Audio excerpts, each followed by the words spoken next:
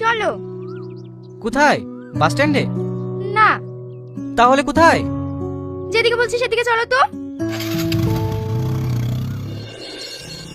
এবার বাদিকে। আমরা কোথায় যাচ্ছি সালমা? থামো, এখানেই আমার বাড়ি। সামনের গলিতে নাকি? না, এই বাড়িটা। হ্যাঁ, তোমার আবার কি হলো? আমাকে বাড়িতে নিয়ে আসলা, তোমার মা কি ভাববে?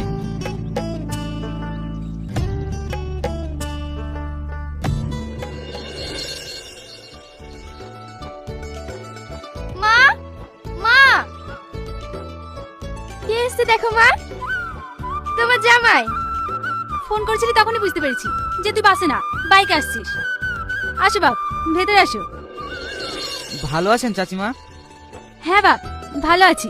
তুমি ঘরে উঠে বসো মধু। তুই আগে বলবি তো শাইন আসবে, তাহলে আমি বাজার থেকে মিষ্টি মিষ্টি নিয়ে আসতাম। ভালো আছেন ভাই? হ্যাঁ, তুমি ভালো আছো? আমাদের গরিবের বাড়ি আপনার পছন্দ হবে না। ভালোই তো। কি গো, তুমি এত ঘামছো কেন? শরীর খারাপ করছে? না না। রিয়া, যা, তোকে মা ডাকছে।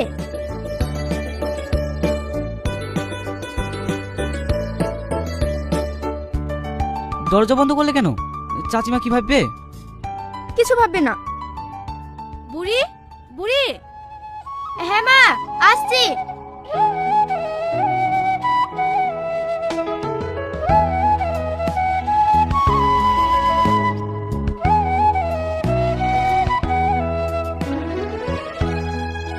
কি গো, ওভাবে কি দেখছো? ভাবছি তুমি আমাকে সত্যি সত্যি বিয়ে করবে তো? বিয়ে করবো বলেই তো হাত ধরেছি। তাহলে চলো, আজকেই আমরা বিয়ে করে ফেলি। ঠিক আছে, আমি আজকেই বাড়িতে জানাবো। না না, এখন বাড়িতে জানাতে হবে না। আমি আমার পরিবারের জন্য টাকা রোজগার করে তারপর তোমাদের বাড়ি যাব। এখন আমরা গোপনে বিয়ে করে রাখবো। কিন্তু গোপনে বিয়ে করা কি ঠিক হবে? এখন আমরা গোপনে বিয়ে করব, কিন্তু ভবিষ্যতে তো সবাই জানবেই। কি এত ভাবছো বলো তো? বিয়ে করবা? হ্যাঁ, করবো। বলো মা, দেন মোহর কত লিখবো? 25 লক্ষ। কি গো সালমা, এত টাকা দিন মোর কেন লিখছো? লিখছে তো কি হয়েছে, তোমাকে দিতে হবে নাকি? আমার উপর বিশ্বাস নাই? আছে তো। নাও, এখানে সই করো।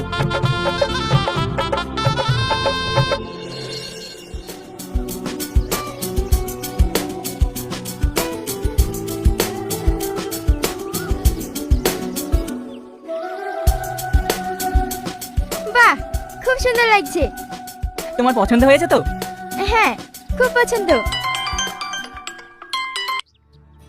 বারবার এভাবে কে ফোন করছে তোমাকে? মা ফোন করছে, আমি একটু আসতে যান। ঠিক আছে, তাড়াতাড়ি এসো, আমাদেরকে আবার ঘুরতে বেরোতে হবে। সালমা, তুমি কে? আমি সালমার হাজবেন্ড। ছি সালমা, ছি, তুমি এত খারাপ। তুমি আমার কথাটা শোনো সোহেল। হাত ছাড়ো আমার। কি দরকার ছিল তোমার আসার? এসব তুমি কি বলছো সালমা? এই কথাগুলো বলতে তোমার লজ্জা করছে না? না, লাগছে না। আমার যা ইচ্ছে আমি তাই করে বেরাবো। তুই যদি আমার সাথে সংসার করতে না পারিস তাহলে আমাকে ডিভোর্স দে। সেদিন রেস্টুরেন্টে অপমান করেছিলে, আমার খারাপ লাগেনি, তোর উপরে মায়া লেগেছিল। আজ দেখলি ওর আসল রূপ? আসল রূপ মানে? হ্যাঁ, এটাই ওর আসল কাজ, ছেলেদেরকে ঠকানো আর তাদের কাছ থেকে মোটা টাকা আদায় করা। এই নিন, এখানে সই করলেই আপনাদের ডিভোর্স হয়ে যাবে। আমি সই করব না। কেন? আমার দেনমোহরে যে 25 লক্ষ টাকা লেখা হয়েছিল সেই টাকা আমি এখনো পাইনি। দেনমোহর মানে? ওই টাকা না দেওয়া পর্যন্ত আমি ডিভোর্স দেব না। এসব তুমি কি বলছো সালমা? আমি ঠিকই বলছি। যদি টাকা না দিতে পারো তাহলে তুমি আমাকে ঠকিয়ে বিয়ে করেছো বলে তোমার নামে আমি রেপ কেস করব।